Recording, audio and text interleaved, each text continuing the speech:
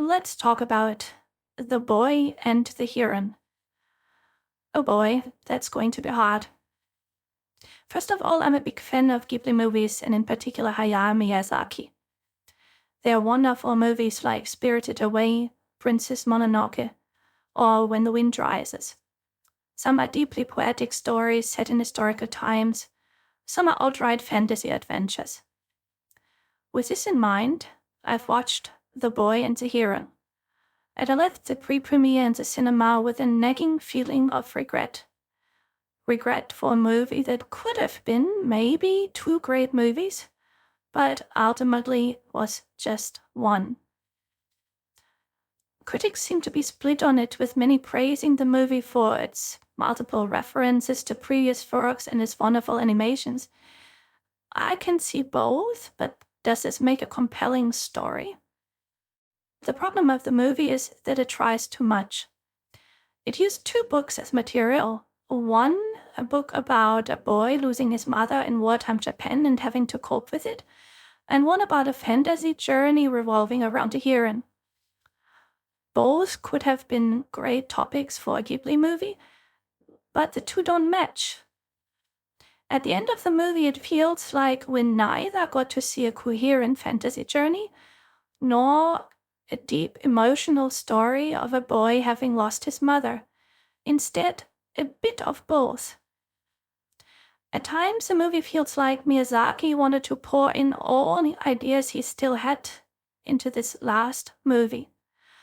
And there was nobody who stopped him, so the movie seems to drown in a flood of ideas and storylines that do not have time to develop, and therefore often feel forced. I won't talk much about the plot details. A bit of spoilers will nevertheless follow, and we'll now talk about some particular problems of the plot. The movie leaves plot holes that are hard to cope with.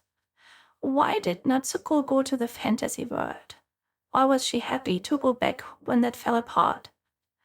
How comes that Wow flowed to the world above to be born, implying they would be the souls of newborn humans, maybe?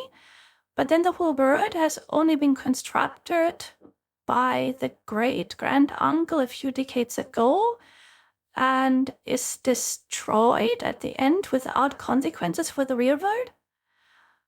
What if Mahito never reacts much to meeting the younger self of his mother? There are also many things introduced and never followed up upon. Mahito's father managed a weapon manufacturing company during the war, not an ordinary job. Is it ever a topic that it's followed up on? No, it's sidelined and forgotten. Yes, I know it is a reference to When the Wind Rises, but a movie shouldn't be a list of references. Disney just flopped with this wrong idea in Wish. It seems like many of these problems would have been fixable with adding some scenes to the movie. What you would need would be the quiet dialogue scenes. The dialogues might not need words, but they need a personal interaction between the characters. Such scenes are frequent in typical Ghibli movies. This time, they are missing. The action is overwhelming, the animations too. At times, the movie felt less Japanese and more action style. Lots of action and fantasy, but we would rather like to take a break and learn more about the characters. It's not all bad, of course. The animation is fantastic, in particular the fire scene at the start. Many side character designs and the multitude of ideas are also impressive. I also like the interpretation of the aging great-grand-uncle managing the fantasy world as Miyazaki himself. But then I think again, is it truly a good idea to make a movie about oneself? And if you want to do it, why adding the boy and his family problems in the wartime in Japan?